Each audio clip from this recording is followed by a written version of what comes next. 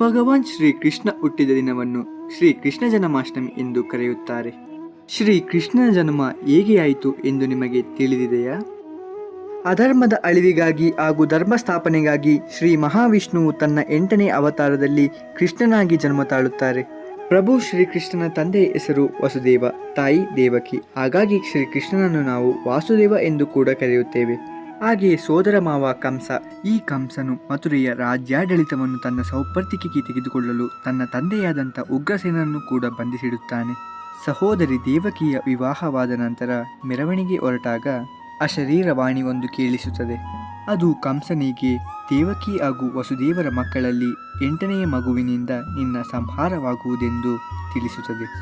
ಇದನ್ನು ಕೇಳಿದ ಕಂಸನು ಭಯಭೀತನಾಗಿ ದೇವಕಿ ಹಾಗೂ ವಸುದೇವರ ಸಂಹಾರಕ್ಕೆ ಮುಂದಾಗುತ್ತಾನೆ.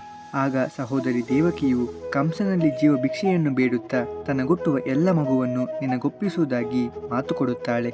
ಮಾತಿಗೆ ಒಪ್ಪಿದ ಕಂಸನು ದೇವಕಿ ಮತ್ತು ವಸುದೇವರನ್ನು ತನ್ನ ಸೆರೆಮನೆಯಲ್ಲಿ ಸೆರೆಯಾಗಿ ಇಡುತ್ತಾನೆ. ಕಾಲಕ್ರಮೇಣ ವಸುದೇವ ಹಾಗೂ ದೇವಕಿಗೆ ಜನಿಸಿದ 7 ಮಕ್ಕಳನ್ನು ಕೂಡ ಕಂಸನು ನಿರ್ದಿಕ್ಷಣ್ಯವಾಗಿ ಕೊಲ್ಲುತ್ತಾನೆ. ಇದರಿಂದ ಕಂಸನ ಪಾಪದ ಕೊಡ ತುಂಬಿ ತುಳುಕಲು ಪ್ರಾರಂಭಿಸುತ್ತದೆ.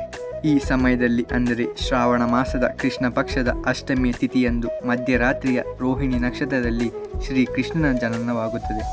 ಎಳೆ ಮಗುವಾದ ಶ್ರೀಕೃಷ್ಣನನ್ನು ರಕ್ಷಿಸಲು ವಸುದೇವರು ಒಂದು ಬುಟ್ಟಿಯನ್ನು ತೆಗೆದುಕೊಂಡು ಆ ಬುಟ್ಟಿಯಲ್ಲಿ ಶ್ರೀಕೃಷ್ಣನನ್ನು ಇರಿಸಿ ರಾತ್ರೋರಾತ್ರಿ ಯಾರಿಗೂ ತಿಳಿಯದಂತೆ ಸೆರೆಮನೆಯಿಂದ ಹೊರಗೆ ಬರುತ್ತಾರೆ. ಆ ಸಮಯದಲ್ಲಿ ಧಾರಾಕಾರವಾದ ಮಳೆಯೂ ಬರುತ್ತದೆ. ಆ ಮಳೆಯಿಂದ ರಕ್ಷಿಸಲು ಸರ್ಪವೇ ಕೊಡೆಯಾಗಿ ಶ್ರೀಕೃಷ್ಣನಿಗೆ ಆಸರೆಯಾಗುತ್ತದೆ. ರಭಸವಾಗಿ ಹರಿಯುತ್ತಿದ್ದ ಯಮುನಾ ನದಿಯು ಕೂಡ ವಸುದೇವನಿಗೆ ಸಹಾಯವನ್ನು ಮಾಡಲು 2 ಭಾಗಗಳಾಗಿ ದಾರಿ ತೋರಿಸುತ್ತದೆ. ಹೀಗೆ ವಸುದೇವರು ಕೃಷ್ಣನನ್ನು ಬುಟ್ಟಿಯಲ್ಲಿ ಇರಿಸಿಕೊಂಡು ಗೋಕುಲದಲ್ಲಿ ಇರುವಂತಹ ನಂದರಾಜರ ಮನೆಗೆ ಬರುತ್ತಾರೆ. ಈ ಸಮಯದಲ್ಲಿ ವಸುದೇವರು ಶ್ರೀಕೃಷ್ಣನನ್ನು ಯಶೋದೆಯ ಮಡಿಲಲ್ಲಿ ಮಲಗಿಸಿ ಯಶೋದೆ ಹಾಗೂ ನಂದರಿಗೆ ಹುಟ್ಟಿದಂತಹ ಹೆಣ್ಣು ಮಗುವನ್ನು ಸೆರೆಮನೆಗೆ ತಂದಿರಿಸುತ್ತಾರೆ. ಹೀಗಾಗಿ ದೇವಕಿಯು ಜನ್ಮ ನೀಡಿದ ತಾಯಿಯಾದರೆ ಯಶೋದೆಯು ಸಾಕಿ ಸಲಹಿದ ತಾಯಿಯಾಗುತ್ತಾರೆ. ಇದೇ ಶ್ರೀಕೃಷ್ಣನ ಜನ್ಮ ವೃತ್ತಾಂತದ ಪೌರಾಣಿಕ ಕಥೆ.